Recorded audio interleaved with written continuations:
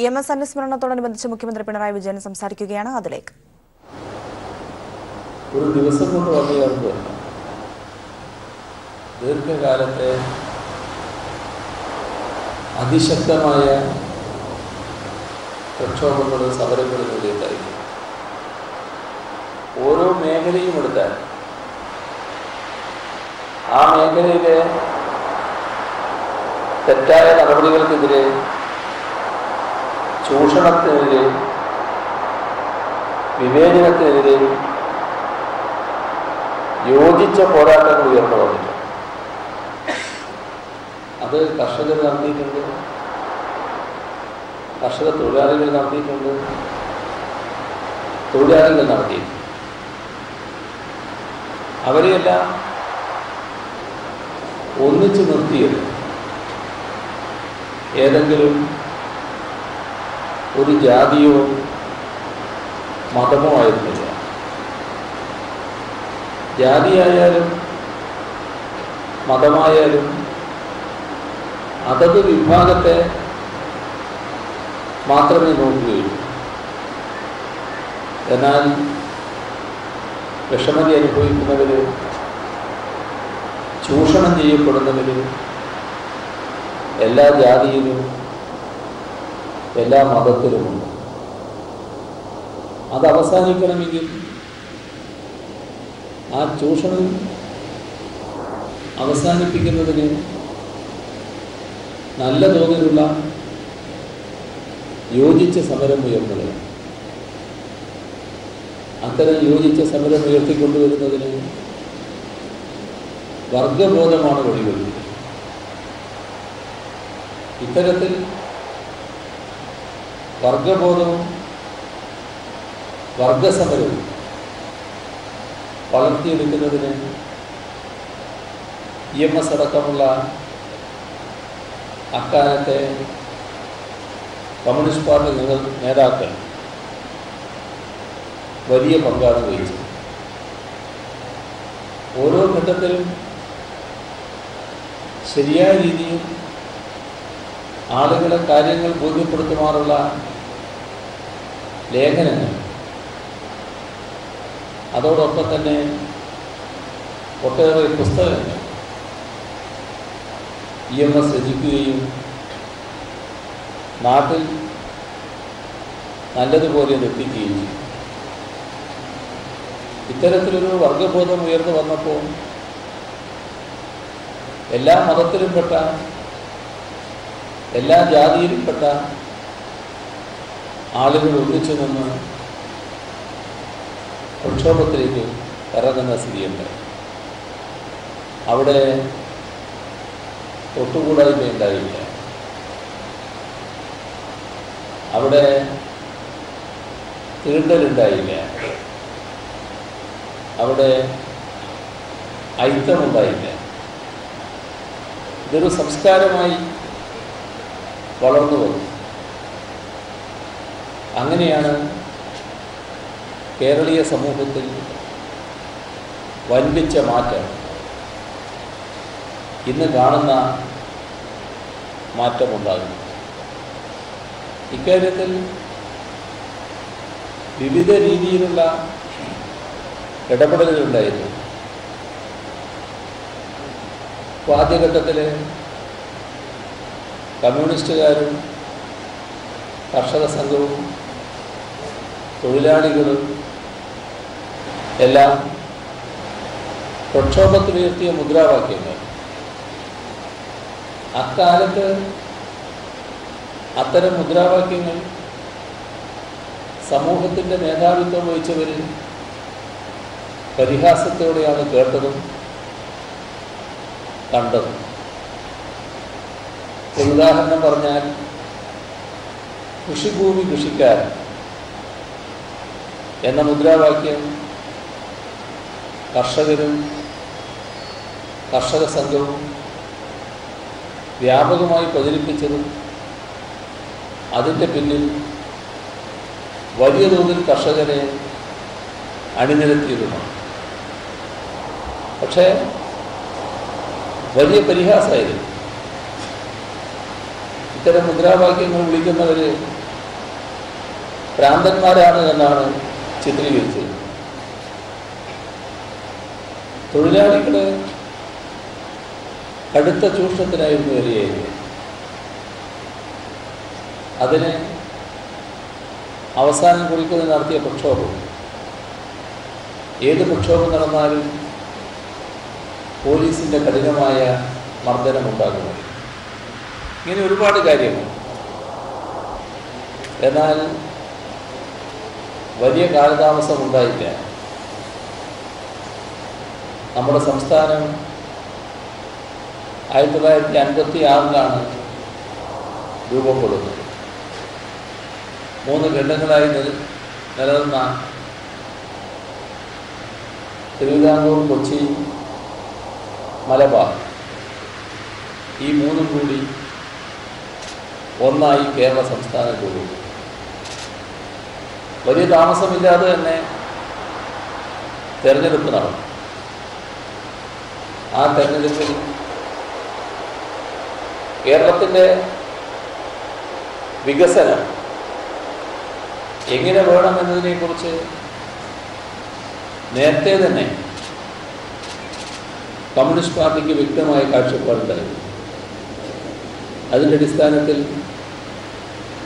വിവിധ വർഗപൂജന സംഘടനകളും പാർട്ടിയും ഓരോ ഘട്ടത്തിലും ഉയർത്തിയ മുദ്രാവാക്യങ്ങളുണ്ടായിരുന്നു. അതെല്ലാം കൂടി ചേർത്ത് സംസ്ഥാന രൂപീകരണത്തിൻ്റെ തൊട്ടു മുൻപ് സംസ്ഥാനം രൂപീകരിക്കാൻ പോകുന്നു എന്ന ഘട്ടം വന്നപ്പോൾ ചേർന്ന കമ്മ്യൂണിസ്റ്റ് പാർട്ടിയുടെ സംസ്ഥാന സമ്മേളനം കേരളത്തിൻ്റെ ഒരു വികസന രേഖ അംഗീകരിക്കുകയുണ്ടായി. ആ വികസന കാഴ്ചപ്പാടാണ് കമ്മ്യൂണിസ്റ്റ് പാർട്ടി തെരഞ്ഞെടുപ്പ് മാനിഫെസ്റ്റോയായി ജനങ്ങളുടെ മുന്നിൽ വെച്ചത്. ആ തെരഞ്ഞെടുപ്പിൽ കമ്മ്യൂണിസ്റ്റ് പാർട്ടിയാണ് ജനങ്ങൾ അധികാരത്തിലേറ്റി. കമ്മ്യൂണിസ്റ്റ് പാർട്ടി അധികാരത്തിലേറി 3-4 ദിവസം കഴിയുമ്പോൾ എന്താണ് ഒരു ഗവൺമെൻറ്, എങ്ങനെയാണ് ഗവൺമെൻറ് ജനങ്ങൾക്ക് ഉപകാരപ്രദമായ കാര്യങ്ങൾ ചെയ്യാൻ കഴിയുക? അന്നത്തെ കാലത്ത് ഏറ്റവും പ്രത്യേകത അർഹിക്കുന്ന ഒരു കാര്യം ആ ഗവൺമെൻറ് നിർവഹിച്ചു. EMSന് നേതൃത്വമുള്ള ഗവൺമെൻറ് കുടിയൊഴിപ്പിക്കൽ നിരോധന ഓർഡിനൻസ് കൊണ്ടുവന്നു. കുടിയൊഴിപ്പിക്കൽ നിരോധനം എന്നത് കമ്മ്യൂണിസ്റ്റുകാരും വർഗപൂജന സംഘടനകളും ഉയർത്തിയ മുദ്രാവാക്യമായിരുന്നു. ആ മുദ്രാവാക്യം ജനങ്ങളുടെ പൊതു ആവശ്യമായിരുന്നു. കണ്ണീരും കയ്യോടെ ഇറങ്ങിപ്പോകേണ്ടി വന്ന എത്രയോ കുടുംബങ്ങൾ ഓരോ പ്രദേശത്ത്, അവരെയൊന്നും ഇറക്കിവിടാൻ പറ്റില്ല എന്ന മട്ടിലുള്ളൊരു നിയമം, അതായിരുന്നു ആ ഓർഡിനൻസ്.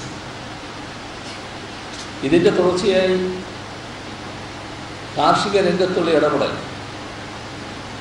കാർഷിക പരിഷ്കരണവുമായി ബന്ധപ്പെട്ട നടപടികൾ, നമ്മുടെ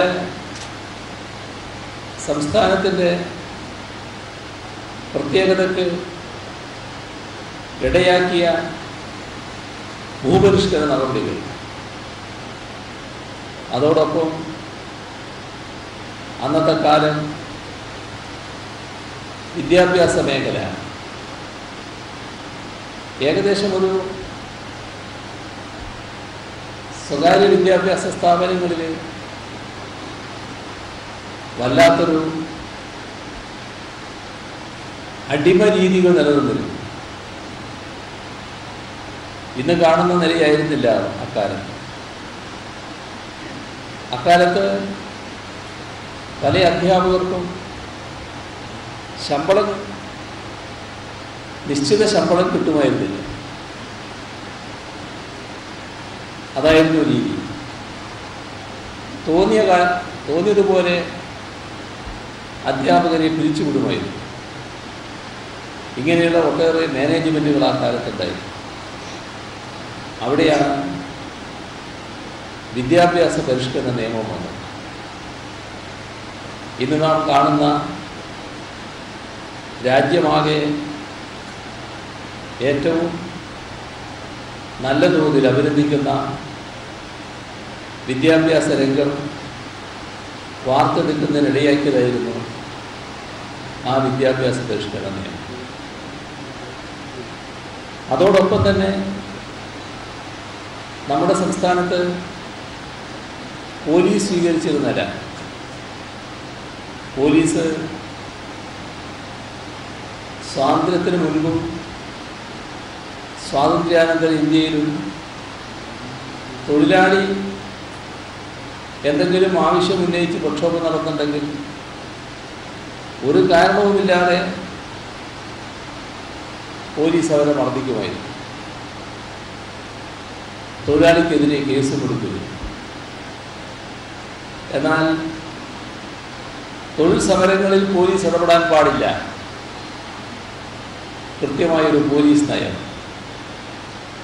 ഒരു ജനാധിപത്യ വ്യവസ്ഥയിൽ പോലീസ് എങ്ങനെയാവണം എന്നതിൽ കൃത്യമായ ഇടപെടൽ. അതോടൊപ്പം സർക്കാർ നിയമനം നടത്തുമ്പോൾ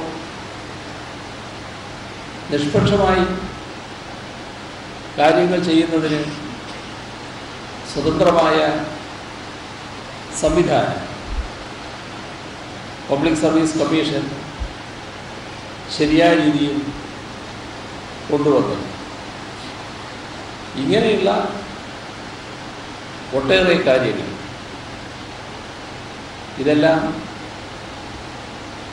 EMSന്റെ നേതൃത്വത്തിലുള്ള ഗവൺമെൻറ്റാണ് ചെയ്തത്. ഇതിൽ നാം ഓർക്കേണ്ട ഒരു കാര്യം, അന്ന് വരെ നമ്മുടെ രാജ്യത്തോ ലോകത്തോ കമ്മ്യൂണിസ്റ്റ് പാർട്ടി ഇതുപോലൊരു സംസ്ഥാന ഗവൺമെൻറ്റിന് നേതൃത്വം കൊടുത്ത അനുഭവമില്ല. ഒന്നിനെയും EMSന് മാതൃകയാക്കാനുണ്ടായിരുന്നില്ല. കാരണം എവിടെയും ഇത്തരമൊരു സർക്കാരുണ്ടായിരുന്നില്ല.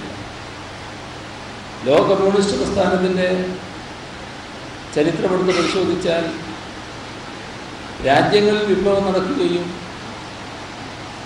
തൊഴിലാളികളുടെ നേതൃത്വത്തിലുള്ള വിപ്ലവത്തിൻ്റെ ഭാഗമായി അവിടങ്ങളിൽ ഭരണകൂടം മാറി വരികയും ചെയ്തിട്ടുണ്ട്. ഇവിടെ നമ്മുടെ രാജ്യത്ത് വൻകിട ബൂർഷ്വാസിയുടെ നേതൃത്വത്തിലുള്ള ബൂർഷ്വാ ഭൂണ വിഭാഗത്തിൻ്റെതായ ഭരണകൂടം നിലനിൽക്കുന്നു. അതിൻ്റെ ചട്ടക്കൂടിനുള്ളിൽ നിന്നുകൊണ്ട് ഒരു സംസ്ഥാനത്ത് കമ്മ്യൂണിസ്റ്റ് പാർട്ടിയുടേതായ ഒരു ഗവൺമെൻറ് അധികാരത്തിൽ വരും. ആ ഗവൺമെൻറ്റിന് സ്വാഭാവികമായും ഒട്ടേറെ പരിമിതികളുണ്ട്. എപ്പോഴും ആ ഘട്ടത്തിൽ ചിന്തിക്കാൻ ഇടവരിക, ഇത്തരമൊരു ഭരണകൂടത്തിൻ്റെ ചട്ടക്കൂടിനുള്ളിൽ ഒരു സംസ്ഥാന ഗവൺമെൻറ്റിന് ഒന്നും ചെയ്യാൻ കഴിയില്ല എന്നാണ്. എന്നാൽ അങ്ങനെ ചിന്തിക്കാനല്ല പാർട്ടി തയ്യാറായി. പരിമിതികളുണ്ട് എന്നുള്ളത് വസ്തുതയാണ്. ആ പരിമിതികൾക്കകത്തു നിന്നുകൊണ്ട് ജനങ്ങൾക്ക് ഉപകാരപ്രദമായ കാര്യങ്ങൾ ഒരു സംസ്ഥാന ഗവൺമെൻറ്റിന് നിർവഹിക്കാനാവുന്നത് പരമാവധി നിർവഹിക്കാൻ ശ്രമിക്കുക. അത് അങ്ങേയറ്റം വിജയകരമായി EMSന്റെ നേതൃത്വത്തിൽ നിർവഹിക്കാനായി എന്നതാണ് ചരിത്രം. പിന്നീട് കേരളത്തിൽ വന്ന എല്ലാ ഇടതുപക്ഷ ഗവൺമെൻറ്റുകളും ഈ മാതൃക പിന്തുടർന്നുകൊണ്ടാണ് പോയിട്ടുള്ളത്. നാം കാണേണ്ടത് EMS നേതൃത്വത്തിലുള്ള ആ സർക്കാർ നമ്മുടെ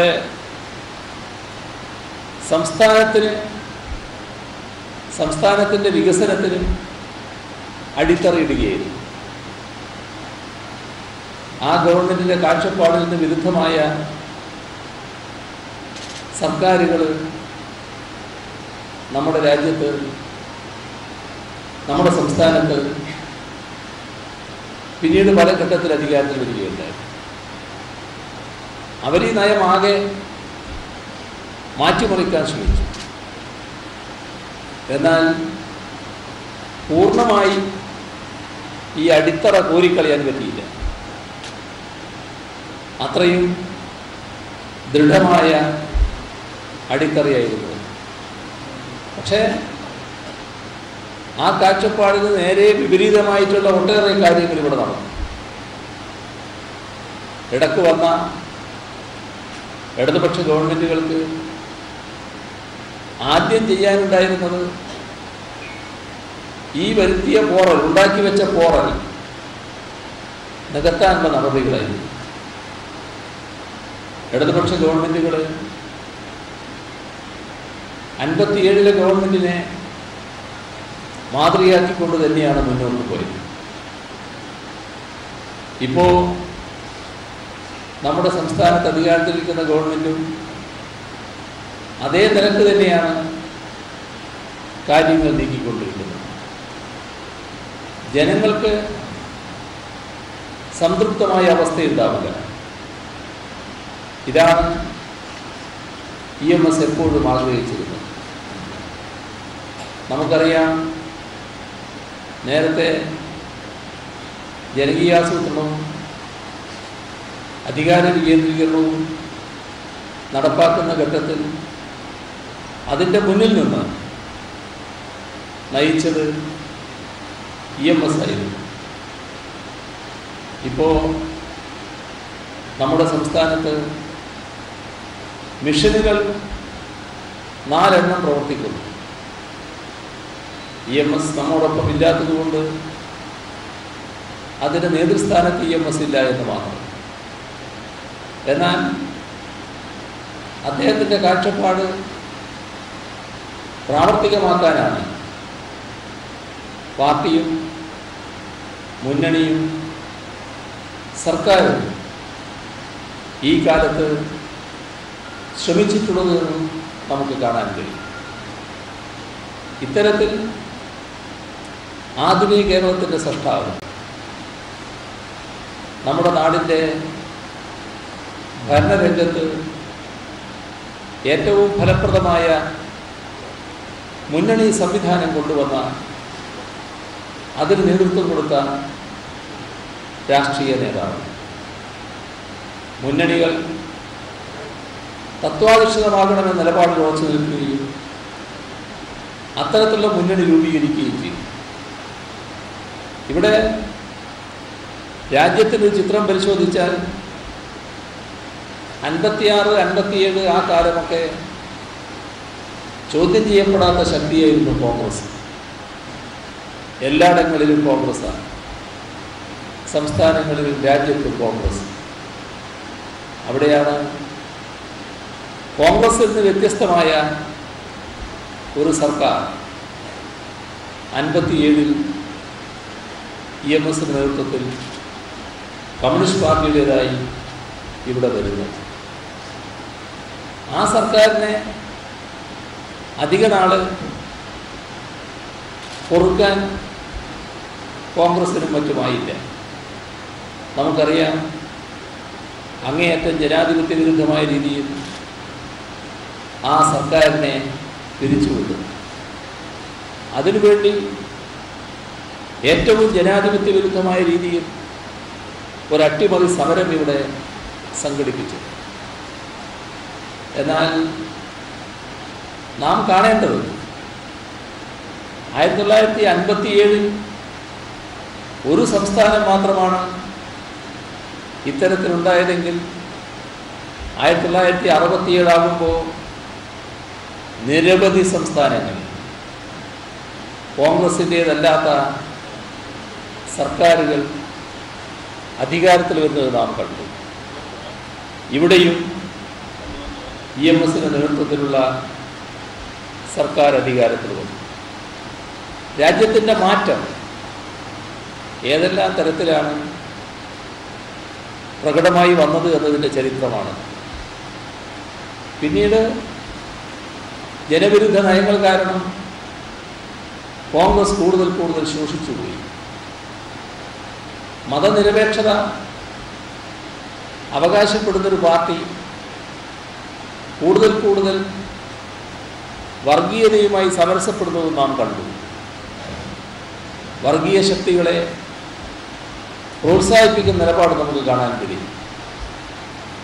അതിൻ്റെ എല്ലാം ഫലമായി രാജ്യത്ത് കോൺഗ്രസ്സിന് വലിയ അപജയം സംഭവിച്ചു. കോൺഗ്രസ്സിനോടൊപ്പം ഉണ്ടായിരുന്ന ജനങ്ങൾ കോൺഗ്രസ് മാത്രമുണ്ടായിരുന്ന ചില സംസ്ഥാനങ്ങളിൽ വർഗീയതയുടെ ഭാഗമായി മാറി. കാരണം കോൺഗ്രസിൻ്റെ അണികളെ വർഗീയതയ്ക്കെതിരായി ചിന്തിക്കാൻ പ്രേരിപ്പിച്ചിരുന്നില്ല. വർഗീയതയ്ക്കെതിരായി ഒന്നും കോൺഗ്രസ് അണികളോട് കോൺഗ്രസ് നേതൃത്വം പറഞ്ഞിരുന്നില്ല. അതിൻ്റെ കെടുതിയാണ് RSS നേതൃത്വം കൊടുക്കുന്ന BJPക്ക് നമ്മുടെ രാജ്യത്ത് വിവിധ സംസ്ഥാനങ്ങളിൽ കൂടുതൽ ശക്തിയാർജിക്കാൻ കഴിയുന്നതിനിടയാക്കി. ഈ ഘട്ടത്തിൽ EMS കമ്മ്യൂണിസ്റ്റ് പാർട്ടിയുടെ CPIMൻ്റെ അഖിലേന്ത്യാ നേതാവെന്ന നിലയ്ക്ക് രാജ്യത്താകെ ഇടപെട്ട് പ്രവർത്തിക്കുകയായിരുന്നു. പാർട്ടി ജനറൽ സെക്രട്ടറി എന്ന നിലയ്ക്ക് ഇടതുപക്ഷ ഐക്യവും ജനാധിപത്യ പാർട്ടികളെ അണിനിരത്തലും ഇതിനെല്ലാം വലിയ ശ്രമം EMSൻ്റെ ഭാഗത്തുണ്ടായി. വലിയ തോതിലുള്ള ഇടപെടൽ നമ്മുടെ രാജ്യത്ത് നടക്കുകയുണ്ടായി. അതിന് ഫലവുമുണ്ടായി. BJP കോൺഗ്രസിന് പകരം എന്ന് ധരിച്ച ഘട്ടം ഞങ്ങൾ രണ്ടുപേരും ഇതിങ്ങനെ വീതിച്ചോടാം എന്ന് കോൺഗ്രസും BJP ധരിച്ച കാലം. എന്നാൽ അതിൽ നിന്ന് വ്യത്യസ്തമായി ഇവിടെ ഒരു സംവിധാനം ഉണ്ടാക്കാം എന്ന് ഇടതുപക്ഷ പാർട്ടികളും മറ്റ് സെക്യുലർ പാർട്ടികളും കൂടി തീരുമാനിക്കുന്ന അവസ്ഥ വന്നു. അതായിരുന്നു VP സിംഗിൻ്റെ ഗവൺമെൻറ് രൂപപ്പെടുന്നതിനിടയാക്കി. അതിലെല്ലാം കമ്മ്യൂണിസ്റ്റ് CPIMഉം CPIMൻ്റെ അഖിലേന്ത്യാ നേതാവെന്ന നിലയ്ക്ക് EMSഉം വഹിച്ച പങ്ക് അതുല്യമായിരുന്നു. വിവിധ ഘട്ടങ്ങളിൽ ആ നില തുറന്നു വന്നിട്ടുണ്ട്. എന്താണ് RSS എന്നും RSSൻ്റെ നേതൃത്വത്തിൽ രാജ്യത്തെ എങ്ങനെയെല്ലാം മാറ്റാൻ, വർഗീയവൽക്കരിക്കാൻ, മതനിരപേക്ഷത തകർക്കാൻ, ജനാധിപത്യം ഇല്ലാതാക്കാൻ ശ്രമം നടക്കുന്നു എന്നുള്ളത് കൃത്യമായ രീതിയിൽ ജനങ്ങളുടെ മുന്നിൽ വിവിധ ഘട്ടങ്ങളിൽ EMS അവതരിപ്പിച്ചിട്ടുണ്ട്. ഇത് ഏറ്റവും വലിയ ബഹുജന വിദ്യാഭ്യാസം കൂടിയായിരുന്നു. പക്ഷേ നാം ശ്രദ്ധിക്കേണ്ട കാര്യം, വർഗീയതയെ പീഡിപ്പിക്കുന്നതിന് കോൺഗ്രസ്സിന് ഇതെല്ലാമായിട്ടും ഒരു തരത്തിലുള്ള അനുഭവ പാഠവും ഉണ്ടാകുന്നില്ല. നമ്മുടെ മുന്നിൽ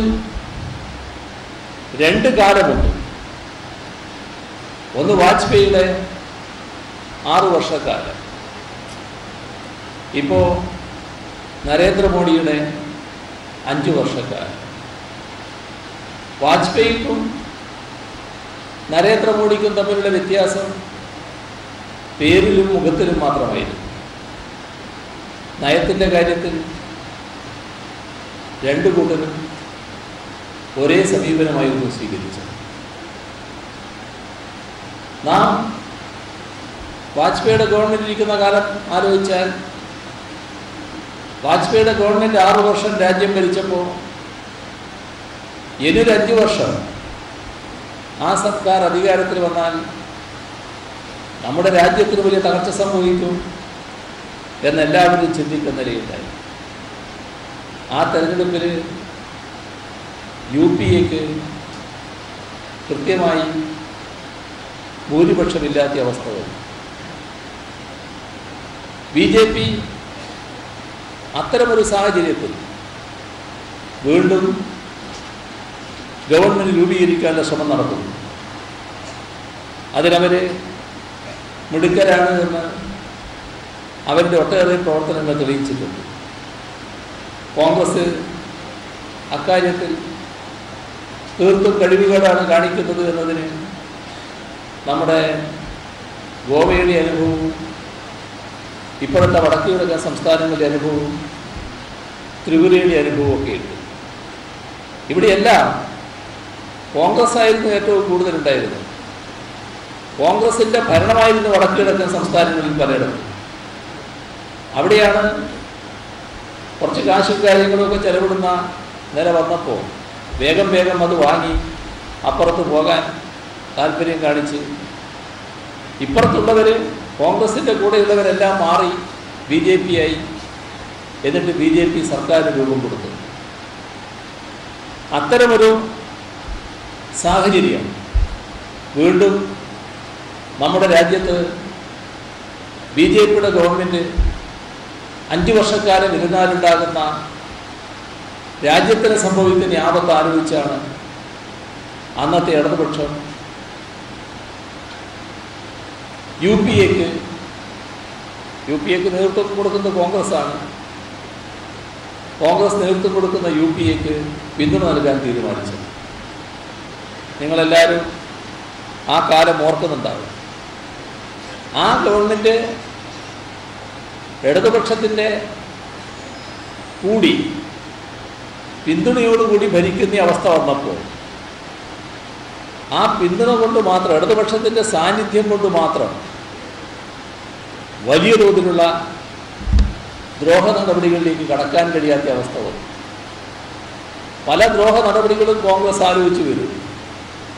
അത് പാടില്ല എന്ന് പറയാൻ ആ ഘട്ടത്തിൽ ഇടതുപക്ഷത്തിന് കഴിയുമായിരുന്നു.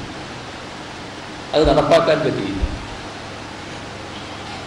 ജനോപകാരപ്രദമായ തൊഴിലുറപ്പ് പദ്ധതി പോലെ, വനാവകാശ നിയമം പോലെ, അങ്ങനെയെല്ലാമുള്ള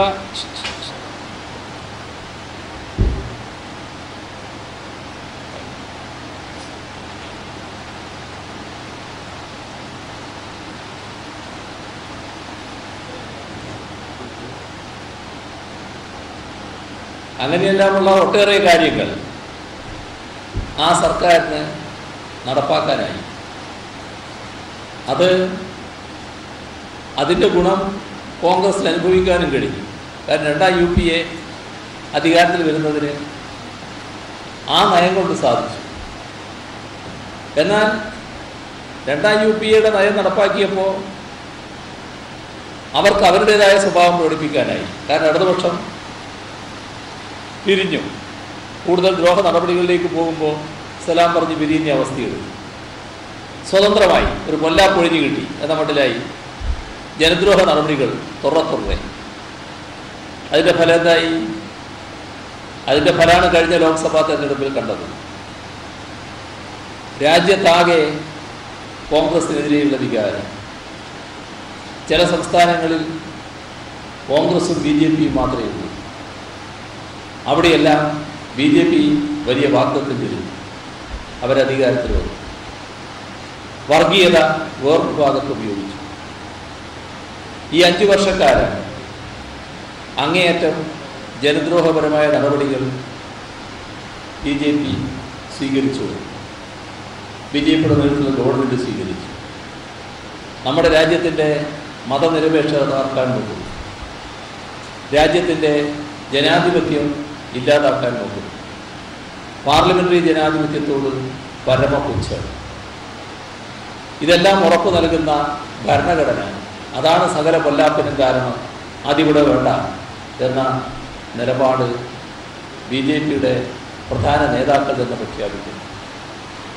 ഒരുപാട് അക്രമ സംഭവങ്ങൾ, വർഗീയ സംഘർഷങ്ങൾ, വർഗീയതയുടെ ഭാഗമായുള്ള കൊലപാതകങ്ങൾ, ഇതെല്ലാം നമ്മുടെ രാജ്യം അനുഭവിക്കേണ്ടി വരും.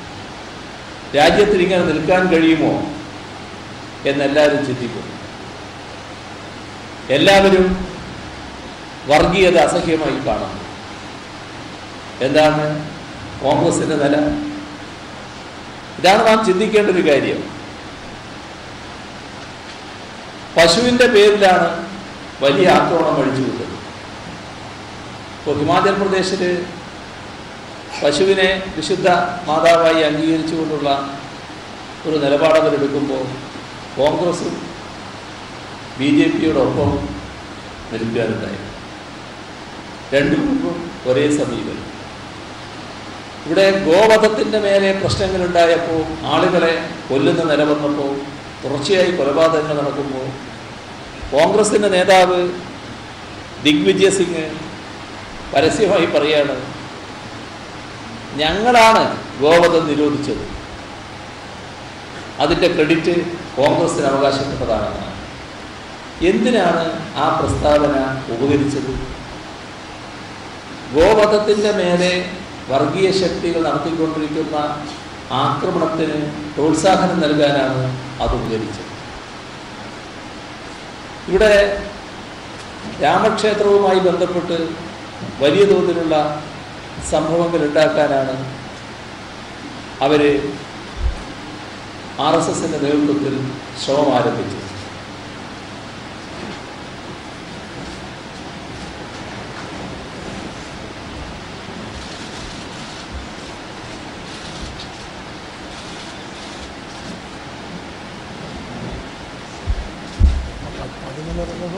സമയം പറഞ്ഞു ആ നോട്ടിങ് വന്നേക്കുന്നത്, മറ്റേ സുരേഷിനോട് ആ നോട്ടിങ് വന്നേക്കുന്നത്. ആ സന്ദർഭത്തിൽ നമ്മുടെ കോൺഗ്രസ് സ്വീകരിച്ച സമീപനം ഇതിനെല്ലാം മരുനിൽക്കുന്നതാണ്. ഇപ്പോൾ രാമക്ഷേത്രത്തിൻ്റെ കാര്യം, രാമക്ഷേത്ര നിർമ്മാണം ഞങ്ങൾ BJP എന്താ നിലപാട് സ്വീകരിച്ചത്? സുപ്രീം കോടതിയോട് പറയാണ്, നിങ്ങളുടെ സമ്മതം കിട്ടിയിട്ടല്ല ഞങ്ങൾ ആ കെട്ടിടം പൊളിച്ചതെന്ന് ഓർമ്മ വേണം. ഇത് ബാബറി മസ്ജിദ് പൊളിച്ചത്. പിന്നെ സുപ്രീം കോടതിയോട് പരസ്യമായിട്ട് പറഞ്ഞു, നിങ്ങളെ സമ്മതം വേണ്ട അവിടെ ക്ഷേത്രം നിർമ്മിക്കാൻ. ഇങ്ങനൊരു വലിയ വികാരം, വർഗീയ വികാരം അതിൻ്റെ ഭാഗമായി ഇളക്കി വിടുമ്പോഴാണ് നമ്മുടെ കോൺഗ്രസ് നേതൃത്വം പറയുന്നത്, PC ജോഷി എന്ന് പറയുന്ന കോൺഗ്രസിൻ്റെ വക്താവ് പരസ്യമായിട്ട് പറയാണ്, രാമക്ഷേത്രം ഞങ്ങൾ വന്നാലേ നിർമ്മിക്കാനാണ്, ഞങ്ങൾ വരും, ഞങ്ങൾ നിർമ്മിക്കും. ആരെ സഹായിക്കലാണ്? മതനിരപേക്ഷതയെ സഹായിക്കലാണോ? വർഗീയതയെ ശക്തിപ്പെടുത്തലാണ്? ഇപ്പോൾ ഈ കഴിഞ്ഞ തെരഞ്ഞെടുപ്പ്, ആ തെരഞ്ഞെടുപ്പിൽ നല്ല ആവേശം കോൺഗ്രസ്സുകാർക്ക് ഉണ്ടാക്കിയതാണ് മധ്യപ്രദേശിലെ കോൺഗ്രസിൻ്റെ ജയം. BJPയെ പരാജയപ്പെടുത്തി എന്നുള്ളത് നല്ല കാര്യം തന്നെയാണ്. പക്ഷെ എന്താ നയത്തിൽ വ്യത്യാസം? BJPയെക്കാളും ഒന്നുകൂടി കടുത്തു. ഏതിൽ? പശുവിനെ കൊന്നു എന്ന് പറഞ്ഞിട്ട് ഒരു ന്യൂനപക്ഷ വിഭാഗത്തിൽപ്പെട്ട ആളുകൾക്ക് നേരെ NSA, നാഷണൽ സെക്യൂരിറ്റി ആക്ട്. പശുവിനെ കൊന്നതിലെന്ത് നാഷണൽ സെക്യൂരിറ്റി ആക്ട് വന്നിരിക്കുന്നു? കോൺഗ്രസിൽ തന്നെ ചിലർ അത് ശരിയായില്ല എന്ന് പറഞ്ഞു. പക്ഷേ ആ നയമാണ് നടപ്പാക്കുന്നത്.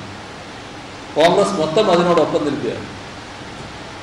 ഇതിൽ എവിടെയാണ് വർഗീയതയ്ക്കെതിരായ നിലപാട്? ഇതിൻ്റെ ഫലമായി എന്താ സംഭവിക്കുന്നത്? എല്ലാവരും ഓരോ ഭാഗത്തേക്ക് അവരവർക്ക് ഇഷ്ടമുള്ളിടത്തേക്ക് ചേരുകയാണ്. വർഗീയത താല്പര്യമുള്ളവർ വർഗീയതയുടെ ഭാഗമാകുന്നു. ഇതല്ലേ ഇപ്പം സംഭവിച്ചുകൊണ്ടിരിക്കുന്നത്. നമ്മുടെ ജയിപ്പിച്ച നല്ല മത്സരത്തിൽ, വളരെ കടുത്ത മത്സരത്തിലാണല്ലോ ആളുകളെ ജയിപ്പിക്കുന്നത്. ഇപ്പോൾ ഗുജറാത്തിൽ 4-5 പേര് MLA-മാർ ഇപ്പം കഴിഞ്ഞ തെരഞ്ഞെടുപ്പ് ജയിച്ചവർ ഇന്നിവിടെ ഇല്ല. അപ്പുറത്താണുള്ളത്, BJP-യിലാണുള്ളത്. കർണാടകയിലെ കഥ നമുക്കറിയാം. ആളുകൾ തയ്യാറായി നിൽക്കുകയല്ലേ അപ്പുറം ചാടാൻ വേണ്ടി. അപ്പം നമ്മൾ ജനാധിപത്യത്തിൽ പ്രതിനിധികളെ തിരഞ്ഞെടുക്കുമ്പോൾ ഒരു തരത്തിലുള്ള കാര്യമാറ്റവും ഉണ്ടാകാതിരിക്കണമെന്നത് പ്രത്യേകമായി ശ്രദ്ധിക്കേണ്ടതായിട്ടുണ്ട്. അതിന് പ്രത്യേക ജാഗ്രത നമ്മുടെ ഭാഗത്തുണ്ടാകണം. കോൺഗ്രസ് ആണോ ജയിച്ചു വരുന്നത് ആർക്കും ഉറപ്പിക്കാൻ പറ്റൂല എവിടെ നിൽക്കുന്നുള്ളത്. അതല്ലേ ഇപ്പോഴുള്ള അവസ്ഥ. കോൺഗ്രസിന്റെ വക്താക്കളല്ലേ അപ്പുറം മാറിപ്പോകുന്നു. അപ്പോൾ ഒരു കൂട്ടർക്ക് മാത്രമേ ഉറപ്പുള്ളൂ, അത് ഇടതുപക്ഷത്തിന്. നിങ്ങൾ പണം ഇങ്ങനെ ഇട്ട് മൂടിയാലും ഇടതുപക്ഷത്തിനൊരു മാറ്റമില്ല. അത് നല്ല പാറ പോലെ ഉറച്ചു നിൽക്കും. എവിടെ നിൽക്കും? മതനിരപേക്ഷതയ്ക്ക് വേണ്ടി നിൽക്കും, ജനാധിപത്യത്തിന് വേണ്ടി നിൽക്കും, നമ്മുടെ രാജ്യത്തെ വർഗീയ ശക്തികൾക്കെതിരെ ഉറച്ചു നിൽക്കും. ഇതാണ് നമുക്ക് ആവശ്യം. ആ നിലയാണ് നമ്മുടെ രാജ്യം ഇന്ന് ആവശ്യപ്പെടുന്നത്. EMS-ന്റെ സ്മരണ പുതുക്കുമ്പോൾ ഇതായിരുന്നു, EMS ഉണ്ടായിരുന്നുവെങ്കിൽ ഏറ്റവും കൂടുതൽ ഇന്ന് അദ്ദേഹം ക്യാമ്പയിൻ ചെയ്യുമായിരുന്നു. നമ്മളെല്ലാവരും അത് മനസ്സിലേറ്റുവാങ്ങണം. അതിൻ്റെ ഭാഗമായുള്ള നടപടികളിലേക്ക് കടക്കണം. ഇനിയിപ്പോൾ ഇതിൻ്റെ തുടർച്ചയായിട്ട് പറഞ്ഞാൽ പോരെ, വേറെ അല്ലേ? ഇവിടെ ജനങ്ങളെ ചരിത്രം പഠിപ്പിക്കാൻ എപ്പോഴും മുന്നിൽ നിന്ന EMS-ന്റെ ഓർമ്മ പുതുക്കുന്ന ഈ ദിനത്തിലാണ് നാം കമ്മ്യൂണിസ്റ്റ് പാർട്ടിയുടെ ചരിത്രത്തിൻ്റെ 2-3 വാല്യങ്ങൾ പ്രകാശനം ചെയ്യുന്നത്.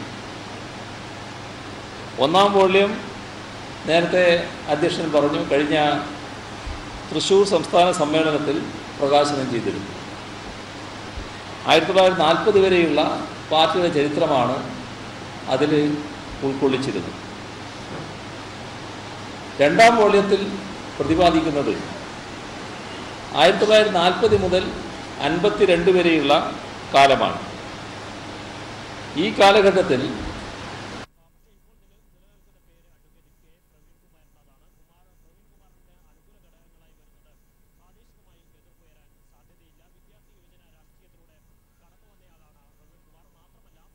സംസാരിക്കുകയായിരുന്നു. തിരുവനന്തപുരത്ത് EMS അക്കാഡമിയിൽ വർഗീയതയ്ക്കെതിരെ ചിന്തിക്കാൻ അണികളോട് കോൺഗ്രസ് ആവശ്യപ്പെടുന്നില്ല. കോൺഗ്രസ് വർഗീയതയോട് കൂടുതൽ സമരസപ്പെടുന്ന ഒരു കാലമാണ് കടന്നുപോയിക്കൊണ്ടിരിക്കുന്നത്.